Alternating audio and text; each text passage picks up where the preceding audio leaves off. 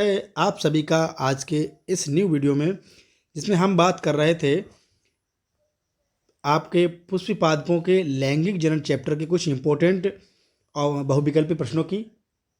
तो कल की वीडियो में जो प्रश्न हो गए थे वो 15 तक हो गए थे। आज हम 16 नंबर क्वेश्चंस को देखेंगे। इसमें लिखा है प्रतिमुख कोशिकाएं बे होती हैं। तो प्रतिमुख कोशिकाएं कौन होती हैं? हम इससे पहले हम भ्रूण की बात कर लेते हैं। तो मैं कुछ आपको भ्रूण बनाकर दिखा रहा हूँ। ये इस तरह से यहाँ पर 3 कोशिकाएं होती हैं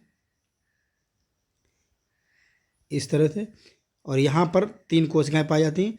बीच में होता है ध्रुवीय केंद्रक इस तरह से। ये ध्रुवीय, इन्हें कहते हैं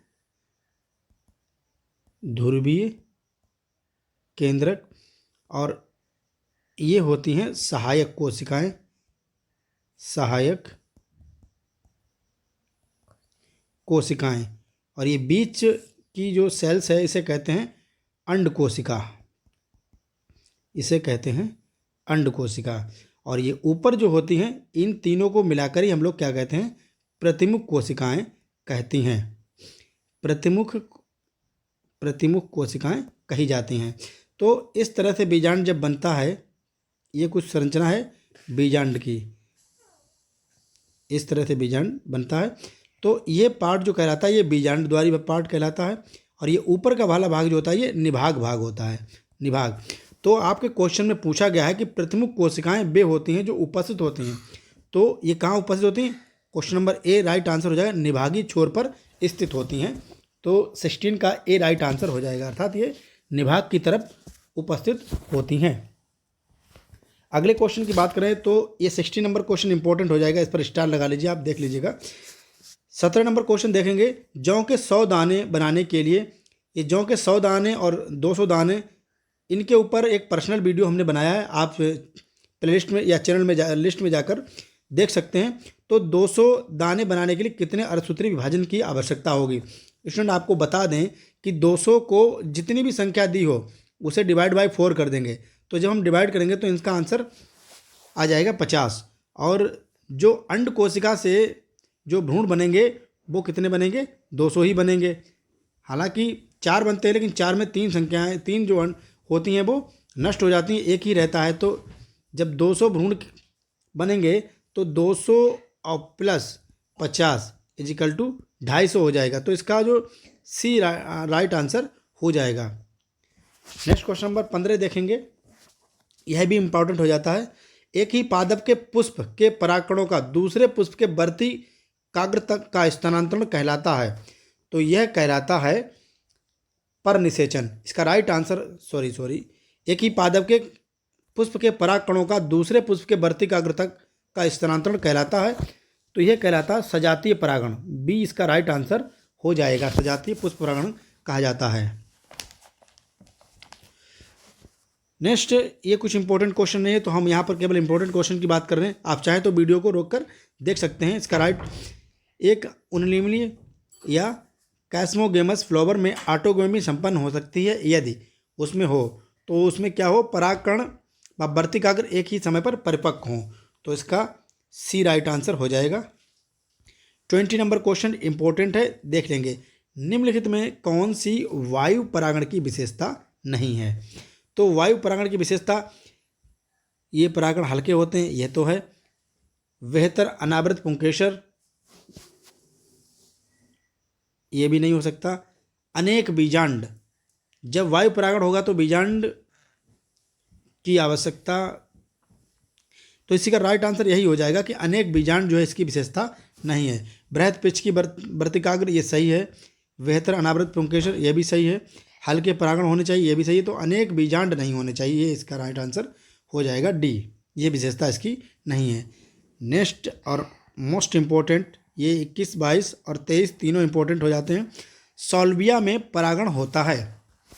सॉल्विया में परागण होता है, तो सॉल्विया एक कीट द्वारा होने वाला, कीट परागण होने वाला पौधा है। तो इसमें सी राइट आंसर हो जाएगा। नेक्स्ट क्वेश्चन है, जल परागित पादप का नाम बताइए। तो जल परागित है हाइड्ला। हाइड्ला इसका राइट आंसर हो जाएगा। इसके अतिरिक्त बैलिसिनेरिया आप याद रखिएगा, बैलिसिनेरिया, और एक और होता है जलकुंभी, जलकुंभी, इनमें भी जल द्वारा परागण होता है। तो ये तीनों पादप के नाम आप याद रखिएगा। प्रश्न संख्या 23, वेलिसिनेरिया के पौधों में परागण किस माध्यम से होता है? तो अभी ऊपर बताया था कि जल द्वारा होता है, तो ए इसका राइट आंसर हो जाएगा। अगला 25 नंबर क्वेश्चन देखेंगे, बहुत ही इंपॉर्टेंट है। द्विनिषेचन की क्रिया होती है या दोहरा निषेचन होता है? इसका राइट आंसर आप लोग बताएं 25 का। तो इसमें जो राइट आंसर हो जाएगा वो हो जाएगा आवृतबीजी पादपों में। द्विनिषेचन क्या है, इसकी चर्चा अभी हम करेंगे।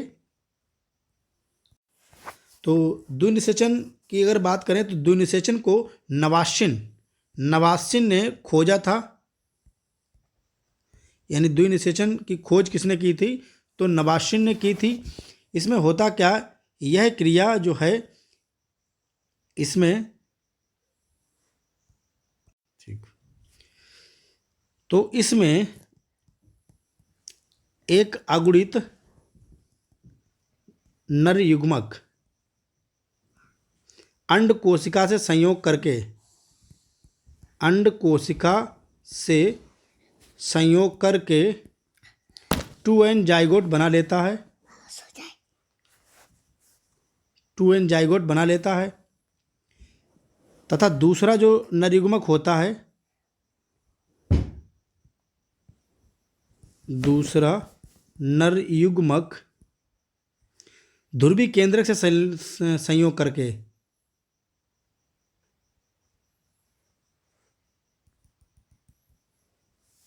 दूसरा नर युग्मक ध्रुवी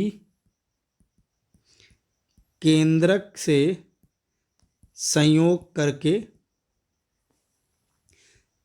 त्रिगुणित भ्रूणपोष का निर्माण करता है। त्रिगुणित यानी 3n भ्रूणपोष का निर्माण करता है, अर्थात ये क्रिया त्रिशल्यन या द्विनिषेचन कहलाती है।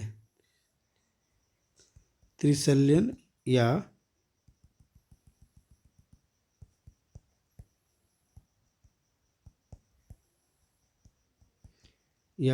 द्विनिषेचन कहलाती है।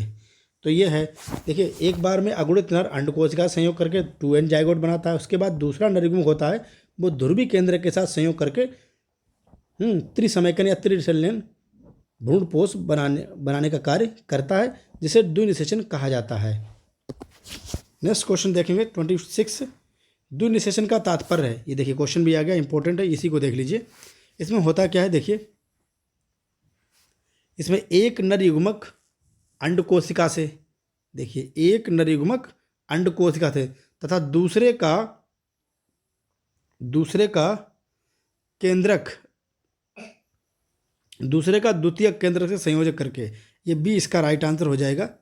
बी, एक नर युग्मक अंडकोशिका से तथा दूसरा केंद्रक से, या ध्रुवी केंद्रक हम लिख लें यहाँ पर, ध्रुवी केंद्रक से संयोग करके जो भी भ्रूणपोष बनाता है वो क्या कहलाता है? द्विनिषेचन कहलाती है, अर्थात निषेचन 2 बार होता है। आगे ये बहुत इंपॉर्टेंट क्वेश्चन 20 नंबर 8 देखेंगे।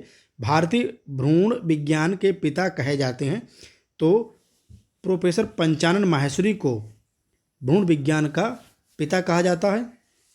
अगला और 29 नंबर क्वेश्चन भी बहुत इंपॉर्टेंट है। भ्रूणपोष की कोशिकाएं होती हैं, आवृतबीजी पौधे में भ्रूणपोष होता है। आवृतबीजी पौधों में भ्रूणपोष में गुणसूत्रों की संख्या होती है, तो भ्रूणपोष में गुणसूत्रों की संख्या कितनी होती है? तो ये होती है त्रिगुणित। इसका राइट आंसर हो जाएगा सी, 3n होती है, त्रिगुणित होती है।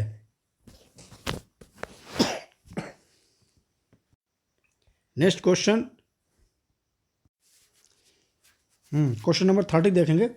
परिभ्रूणपोष या पेरिस्पर्म अवशेष हैं, तो ये अवशेष होते हैं बीजांड काय के। ए इसका राइट आंसर हो जाएगा, सॉरी डी इसका राइट आंसर हो जाएगा। 31 देखेंगे, निम्न में कौन कूट फल है? तो कूट फल इसमें कौन सा है? सेब इसमें कूट फल है, ए इसका राइट आंसर हो जाएगा। कूट फल कौन होते हैं? जिनका निर्माण अंडाशय से ना होकर, क्या लिखेंगे? जिनका निर्माण अंडाशय से ना होकर पौधे के अन्य भाग से होता है, पौधे के अन्य भाग से होता है वे सभी फल कैसे कहलाते हैं? कूट फल, असत्य फल या मिथ्या फल कहलाते हैं। तो सेब इसमें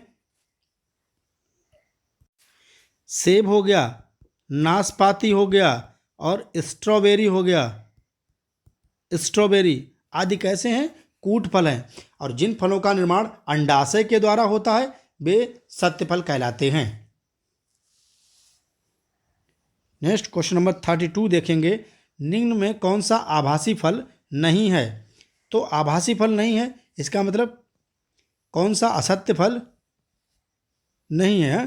33 का देखेंगे, इसमें आम जो है आभासी फल नहीं है। बाकी सेब, स्ट्रॉबेरी और अखरोट ये सभी कैसे हैं? आभासी फल हैं, असत्य फल हैं, मिथ्या फल हैं या कूट फल हैं। अगला और सबसे लास्ट इंपॉर्टेंट क्वेश्चन, बहुभुणता की खोज किसके द्वारा की गई थी? तो बहुभुणता की खोज ल्यूवेनहॉक के द्वारा संतरे के बीजों में की गई थी। संतरे के बीजों में की गई थी। इसी के साथ आज का ये वीडियो यहीं पर संपन्न होता है।